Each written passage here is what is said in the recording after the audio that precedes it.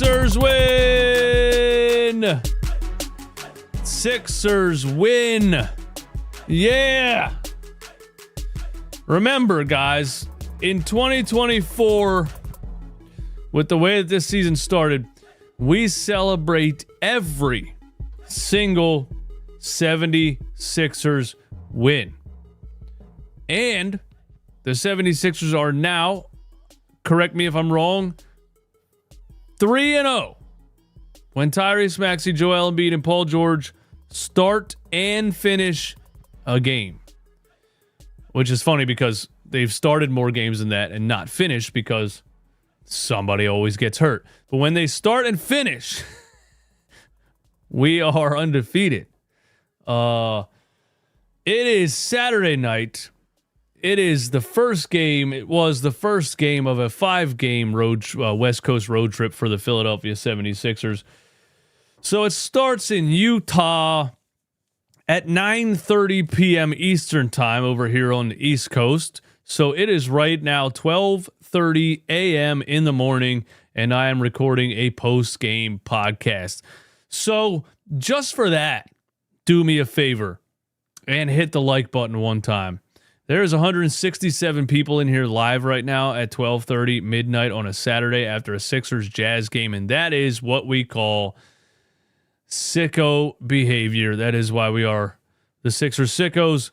By the way, get all the Sickos merch on runningbackphillyshop.com. Promo code 20% off, Sickos20, all caps. And these post-game live shows are brought to you by our good friends at Game Time Ticket app and DraftKings Sportsbook. Game Time Ticket app. Download the app and use promo code CLNS for $20 off. Thank you to Game Time, and more on DraftKings a little bit later in this show. Let's get down to business. The Philadelphia 76ers go into Utah to start a West Coast road trip, and they play quite possibly, or they at least partake in quite possibly, one of the worst basketball games I have ever watched. Now, it picked up in the second half, mainly the fourth quarter, I feel like. But good God, the first half of this game was hard to watch. The first couple of minutes was hard to watch. You know, the 76ers came out. I think they were still on a high from the Boston Celtics game. So they thought, you know, hey, we're a team now that shoots 53s a game, like the Boston Celtics, so we beat them. And they came out in the first couple of minutes in this game and tried to do exactly that. Just 3 after 3 after 3 after 3. And they were ice cold, and they started the game 1 for 6, and they were down 12-3 within the first couple of minutes of this game. The Jazz, I believe, had as big of a lead as 13 at one point. And so in the beginning of the game, I wasn't tripping. I was like, dude, it's the first game of a West Coast road trip. You know, you fly all the way to Utah. You're in high altitude, whatever. They're probably winded before they really got their, breathing together in the first a couple minutes of the game. I was making excuses the whole first quarter and a half. And then they went down by 13. And I started to say, okay, bro. Okay, we got to get this. We got to get it together because this is bad.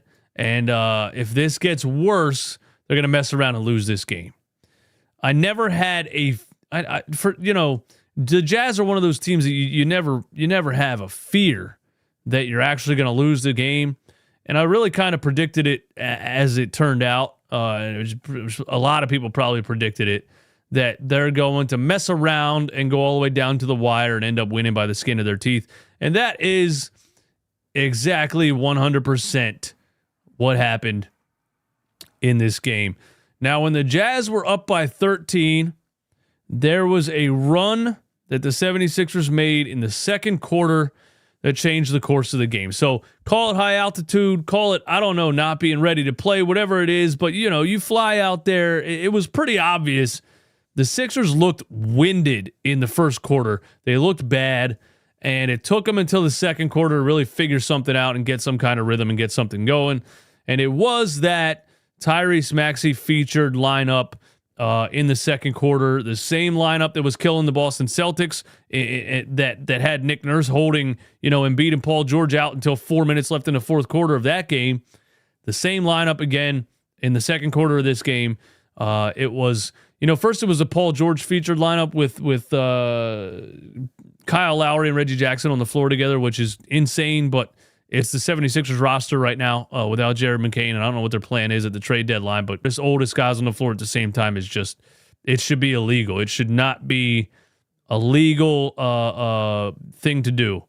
But anyway, Paul George featured in that lineup, didn't do much of anything, and then he puts Tyrese Maxey in and with the Lowry lineup, and they went on a little bit of a run. They went on a 14-0 run in the second quarter.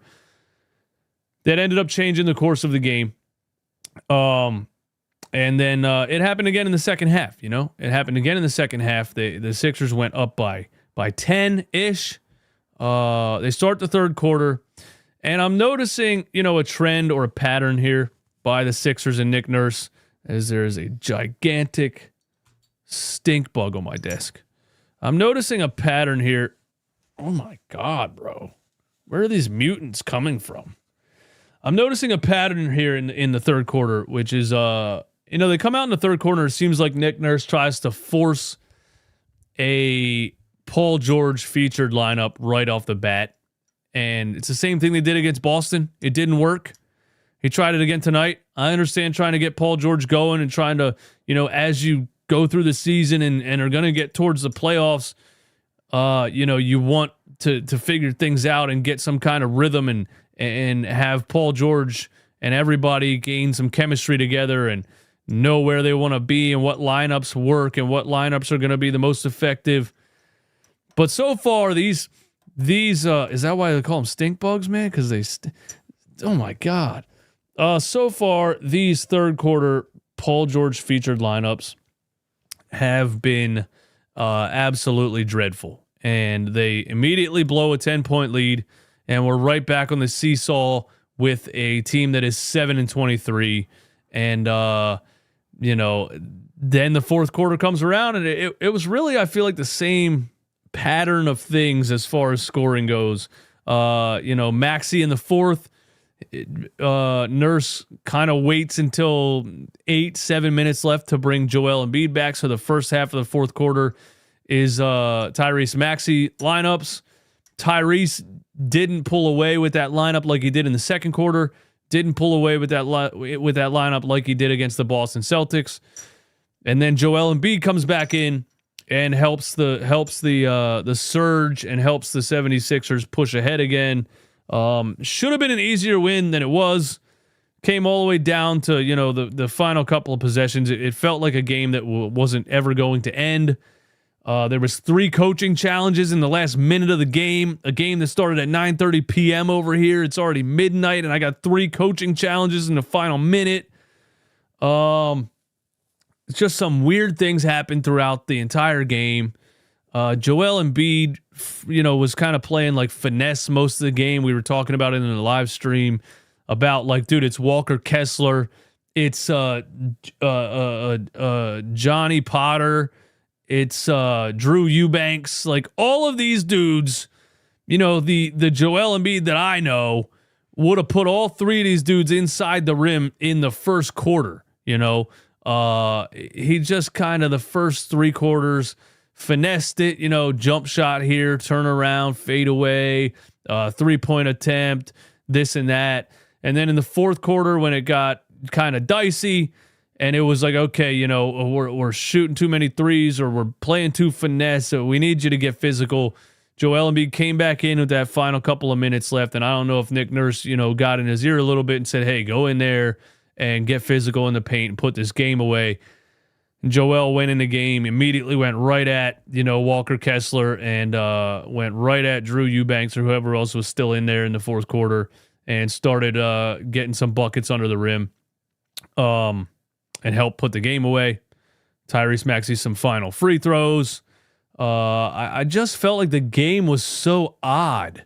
It just felt so off. The energy felt off. Everything about it felt off. I didn't even know Maxey and Embiid had 32 points apiece. One of those games, man, it just did not feel that good. You know? Nothing really. I just didn't feel like anything good happened. And then you look at the box score and you say, wow, Maxey had 32, Embiid had 32. So, you know, if somebody that didn't watch the game, which is seeming like a trend lately, just looks at the box score, they're going to say, hey, our three guys showed up. And, well, I mean, Maxey and Embiid showed up. Paul George, we're going to talk about again in a minute. And Yabusele off the bench again. Caleb Martin was, you know, really affecting the game defensively again, like he did in the Boston game, especially in the first half. I felt like he was still on a high from being the Boston Strangler, that he came into this game and kind of continued where he left off. I don't think he did anything in the second half, but in the first half, you know, he had 5 points and 6 rebounds. Maybe some of those rebounds were in the second half there, but it looked like Caleb Martin was going to have another really nice game like he had against Boston, and then he just kind of disappeared in the second half. The Kyle Lowry, Reggie Jackson lineup in the third when they blew the lead, it was Paul George, Kyle Lowry, Reggie Jackson. I don't even remember what it was, but it's something that's just, it's not going to work. You know, it's not going to work, man. And then he brings Maxey back in and plays all three of them together. Now, what coach in his right mind would think that you should play Tyrese Maxey, Kyle Lowry, and Reggie Jackson in a game together in the same lineup? What coach would why would you think that makes any sense? And I understand, you know, with Jared McCain out, but that looks really bad on Daryl Morey's roster construction, because when you think about it, when he has Kyle Lowry and Reggie Jackson out there, that means you're playing Reggie Jackson as a shooting guard. And that just makes you say, the 76ers have no real point guard outside of Kyle Lowry. And who would you consider like a traditional shooting guard on this team? It's just the depth is looking bleak, is all I'm saying. And I don't feel good about these bench lineups. It just doesn't feel like this level of it just doesn't feel like, you know, some of the shortest, slowest, oldest guys in the NBA should be your bench lineup. But the 76ers survived. They once again tried to choke it away, and they survived. So many weird things happened, and at the end of the game, man, I don't know what the hell Joel Embiid was doing. There was just, we kept running the same, you know, Maxey Embiid pick and roll where Maxey, you know, gets it back down to Joel Embiid around the free throw line, and then he has Walker Kessler a one-on-one where he can shoot the free throw line jumper, and he shot it a couple times, but you know, a lot of bad misses in this game for both of them. That fourth quarter, it just felt like everything was going wrong. It felt like one of those trap games that you were going to somehow lose in the fourth. It just started to feel like that, and then they got it together. But there was a specific play where Joel Embiid drove on the left side once he got that entry pass from Maxey again, or the pass off of the screen and roll, and he took Kessler under the rim, and Lauri Markkanen came over to help, but Joel Embiid was under the rim. 7'2", 280 pounds. The old Joel Embiid would have poster dunked on top of both of them, and he pump faked right next to the rim and fell over. Somehow got the ball to Tyrese Maxey in the corner, who caught it and shot a three and hit it. It was just a tale of like, no, yes. You know, one of those plays. And I was just like, what is going on? Everybody's off balance. Everybody's out of breath. Just insane game. Just a debauchery of a basketball game. And I'm not really mad about anything that happened. It was one of those games that I feel like if they escape this with a win, then we can just crumble the whole thing up and throw it in the trash. That's how I feel about it. Paul George, man, dude, I just can't, dude. I just can't. There's just no way There's just no way he's really this cooked, man. Like, somebody tell me it's not true. Somebody please tell me it's not true. Tell me Paul George is not this cooked, man. I mean, like 3 or 4 times again in this game, he drove to the rim and could not jump at all. Did not come off the... The funniest thing is he had a 2-handed dunk in the first half where he drove and kind of everybody moved out of the way and he dunked it with 2 hands and the Sixers bench went crazy, which is embarrassing because you sign this guy to a max 4-year contract and the bench is celebrating that he can still dunk a basketball. So everyone else on the team feels the same way that I do. He can't jump anymore, right? If they're celebrating a wide open dunk. And then a couple other times, it just drives to the rim where he goes off of 2 feet and does not come off of the ground. And Walker Kessler's just like, get that shit out of here, swats it into the second row without even jumping. Get that shit, Drew Eubanks, get that shit out of here. There was a play where Paul George dribbled around the key like 3 times like he was Trae Young and then just put up a donut that Drew Eubanks smacked out of bounds again. Like, he looks so bad on the offense. I'm waiting for him to get it together. I'm waiting for Paul George to come out of whatever he's in because there's these people on the internet that just argue with everything I say.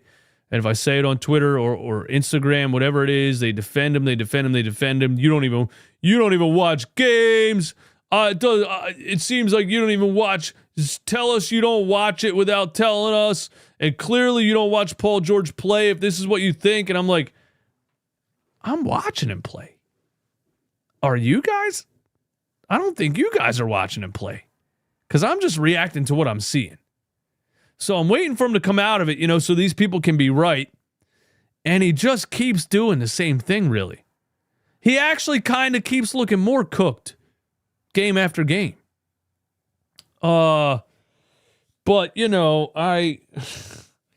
he was good defensively again. He had some good drives and kicks again. He had one there in the fourth quarter where he drove in, looked like he was about to put up another bad layup, and kicked it out to Joel at the top of the key, who swung it to Maxey for a wide open 3. So that was a play that was, he made the defense move and drew a defender and kicked it out and we got a 3 out of it. Hockey assist, if you will. And then I wanted to be back on the good side of Paul George. I wanted to say, okay, he had a good defensive game. His shot's not there yet. Whatever. And then one of the final possessions happens in the fourth quarter where, people are scrambling. Somehow Paul George ends up with the ball in his hands with 4 seconds left. And this is what's sad about this play. I shouldn't be saying somehow Paul George ends up with the ball in his hands. But he's lost so much confidence offensively now that he got the ball in his hands in a final possession where we could have iced the game. I think we were up by 2, under a minute left. We could have iced the game with a bucket. Paul George gets the ball in his hands. Kind of looks like he has a head of steam to the rim. All he has to do is go to the rim, finish strong. Game's over. You iced it. He looked like, I didn't watch the replay yet, but he looked like he beat both defenders. And then he bailed. And he jumped and threw it backwards on some real Ben Simmons stuff. And Joel Embiid was right behind him, didn't know he was going to throw it like that, and he turned it over. No, he didn't turn it over. Actually, he got bailed out, I'm sorry. He hit Joel Embiid with the ball, somehow picked up the loose ball, shot a fadeaway jump shot, and a referee called a foul as he fell down. It was just, bro, just sometimes this looks like a couple of old guys out there trying to play basketball. And they're tripping over their own feet. They're turning the ball over. They're getting scared when they get the ball in their hands in the final seconds. I mean, it was bad. They got bailed out by the refs. Missed the first free throw, made the second. Then he got fouled again on the next possession. Missed the first free throw, made the second. So he made 2 out of 4 free throws there. I'm waiting for Paul George to be the $50 million a year player that we signed. this ain't cutting it, bro. This ain't cutting it. And, I don't know how. I haven't been paying attention to the podcast, but I don't know if he's still putting out podcast episodes. But the performance is getting to a level of where I don't know how you're still going there and recording a podcast after playing like this. You know what I mean? Because what are you really talking about on the podcast? What's next for the 76ers featuring Reggie Jackson? What's next for the 76ers? Can Paul George come out of the slump that he's in? Next on Podcast P with Paul George, which doesn't even really make sense because my name is in the title of Podcast P, but we still put with Paul George on the... Anyway, I'm waiting for him to come out of it. But, another... what I'm becoming to know Paul George game, which is good defense, some good facilitating, some really, really, really bad offensive basketball from Paul George. And if he's looking this cooked on year one of a 4-year contract, that makes me nervous. But Joel Embiid and Tyrese Maxey, 32 each. That's nice to see. There was ups and downs. There was with these centers who can't guard him one-on-one until about the fourth quarter. But they escaped with a win. And I guess that's a good thing, because if you lost this game, that would have been, that would have been really bad. It is late. It's almost 1 a.m. I don't even know if I'm making sense at this point. What else did I want to say? Ricky Council got in the game. He was DNP against the Celtics. Nobody knows why. He got in the game here for 11 minutes. He had a couple end-to-end takes that were nice. So, I don't know. Nick Nurse's lineups are inconsistent. He DNPs a guy for 3 games and then plays him for 10 minutes. And then, so how's a young guy ever really get comfortable? I don't want to be ultra negative about this game, but with this supporting cast, you're going to need Joel Embiid and Tyrese Maxey to average about 32 apiece. You just needed them to drop 32 to barely squeak by the Utah Jazz. So we'll see what they look like the rest of this road trip, but getting 8 points out of Reggie Jackson was huge too. And it was funny because it was right when I was talking trash on Reggie Jackson that he hit a 3 in the corner and then he hit another 3 on the other side. I don't know. I want to feel good about some of these players, but these dudes look cooked, bro. These dudes look so cooked. Even when Reggie Jackson hits 2 threes, I see him jog back. He looks winded. He doesn't look in shape. I don't know what I'm watching. This doesn't look like an NBA level supporting cast.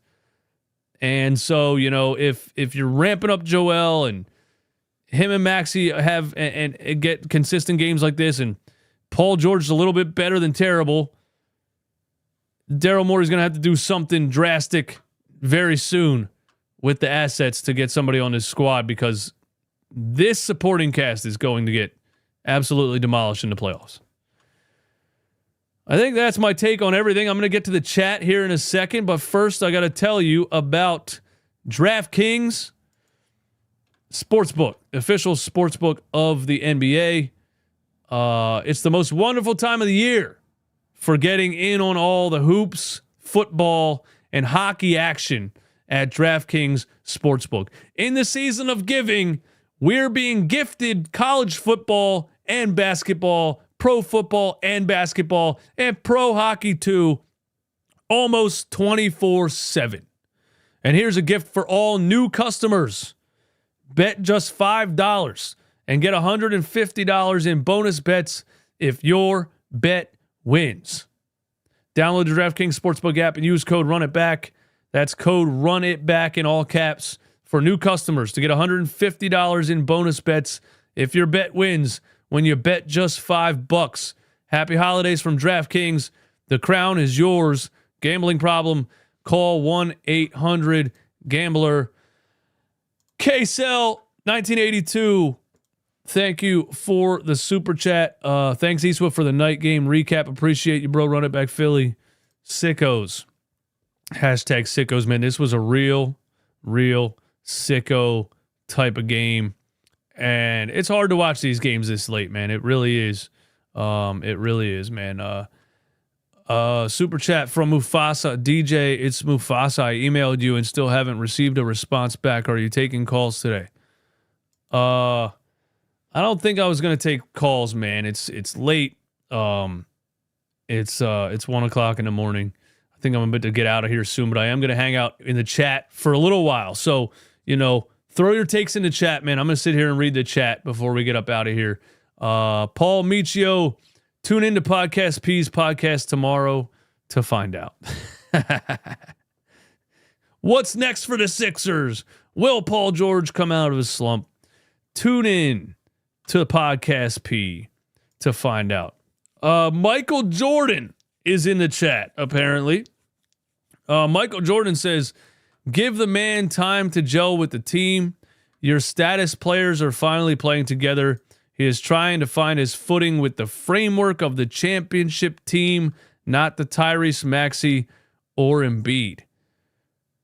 He's trying to find his footing with the framework of a championship team, not the Tyrese Maxey or Embiid. I'm going to be honest, Michael Jordan, I don't know what that means. But, when you watch these games, buddy, and I'm not saying you didn't watch the game, but when you watch these games, I'm not seeing a player who's just trying to build chemistry, who's just trying to find his footing, who's just trying to gel with the team. I'm seeing a player who, shout out to Hard215, looks scared down the stretch. I'm seeing a player who looks not confident offensively with the ball in his hands. And I'm seeing a player who has no more athleticism left. That's what I'm seeing.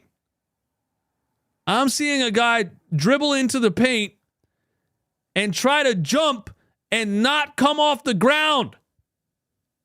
That's not trying to gel with the team. Unless what? He's slowly gonna be able to jump again soon? You know what I'm saying? I'm not exaggerating. I'm seeing a guy who looks incredibly cooked. I'm telling you, Paul George, every game now, looks like he's on the verge of retirement. He does not look like he has gas to play for 4 more years.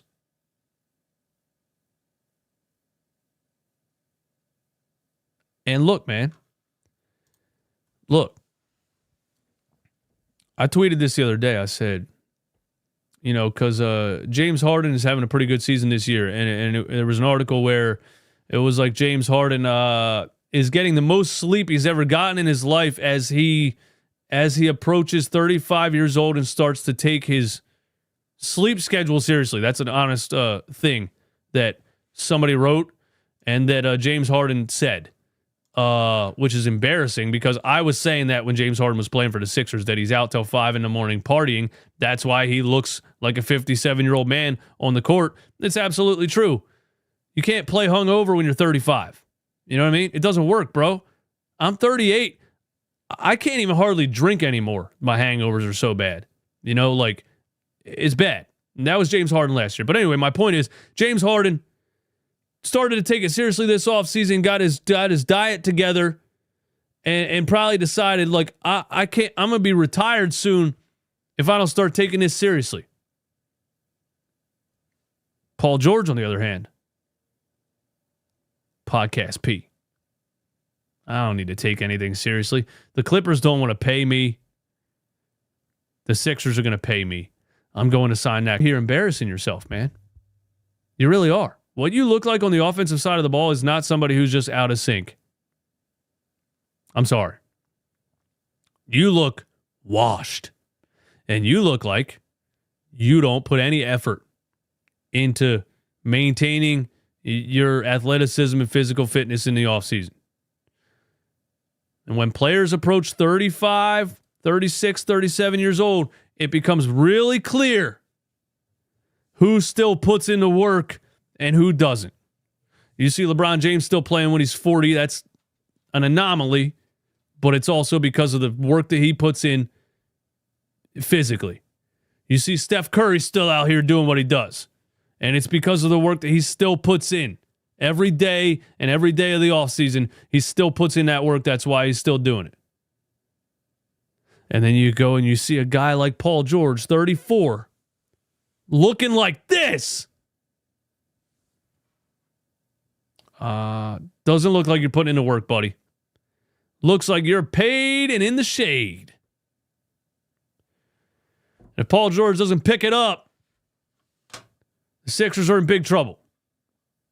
So let's all just pray that Podcast P starts to look more like a basketball player and not an actual podcaster in a celebrity basketball game. You know? Paul George lately looks like if I joined some local celebrity game as a Sixers podcaster. That's who he looks like. He looks like a podcaster out there trying to play basketball. I still don't understand why Nick Nurse will not utilize a Dembona. And, we got to get some guys back, man. We got to get Drummond back. We got to get KJ Martin back. We got to get, I don't know. It's late, man. But the Sixers playing with some injuries, so this was a trap game. I'm just glad they pulled out the dub. And we move on. We could trade Paul George for De'Aaron Fox. Well, probably not. Because the Sacramento Kings would have to say yes to that trade. And if the Sacramento Kings think pairing Paul George and DeMar DeRozan together is a good idea, then they are the dumbest franchise in the history of franchises.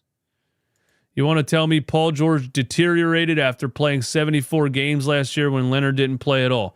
I don't know, Jarrett, man. I don't know. I don't know what the answer is, man. He did play 74 games last year. And what are the odds he comes to Philly and just looks immediately washed? I mean, washed and dried and hung up and folded and put away.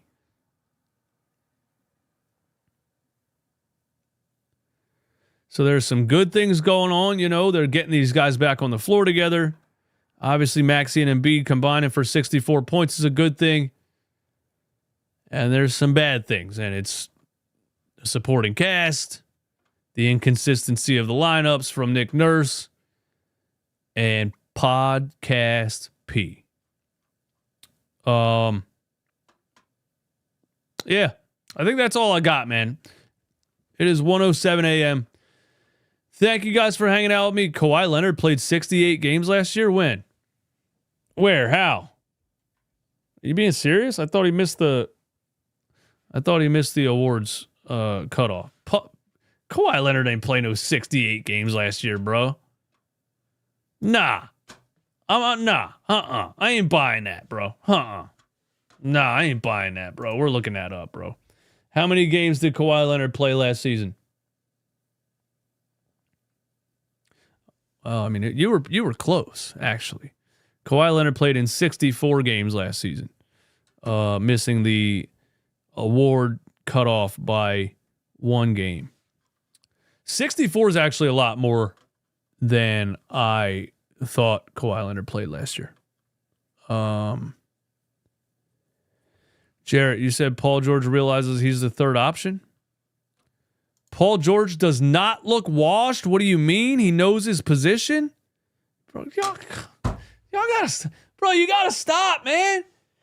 You guys gotta stop coming in here and trying to have conversations about a game that you clearly did not watch. You gotta stop. You have to stop coming into a post-game live show and trying to have a conversation about a game that you did not watch. You got to stop. Because there's no way you just watched that and are telling me Paul George does not look washed. And then you say, what do you mean? As if to say, you don't even understand why I'm saying it. Which means you didn't watch the game. You got to stop, man. Come on, bro. I know what you're doing. You guys come at me on Instagram. You come at me on Twitter every day. And it's clear that you didn't watch the game. This is the only answer. Because I'm watching a guy that can't jump off the ground anymore, and you're telling me he's not washed. Then what is he? What would you call it then? Slow, can't jump, scared to have the ball in his hands in the fourth quarter, pulling a Ben Simmons. I think he's just tired, he says. What?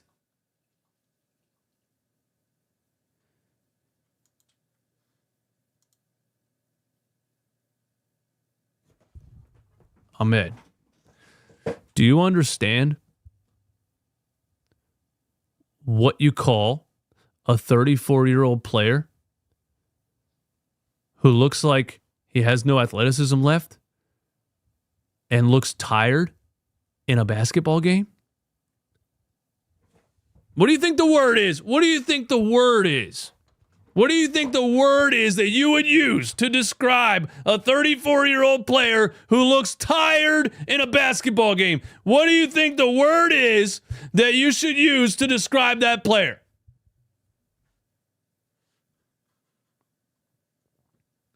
Washed. Washed, washed, washed, washed, washed.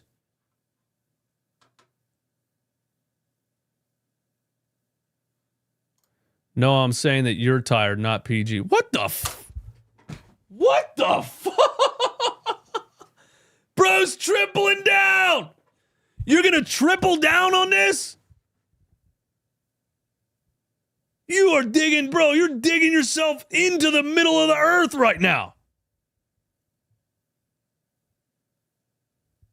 I'm tired, so Paul George can't jump?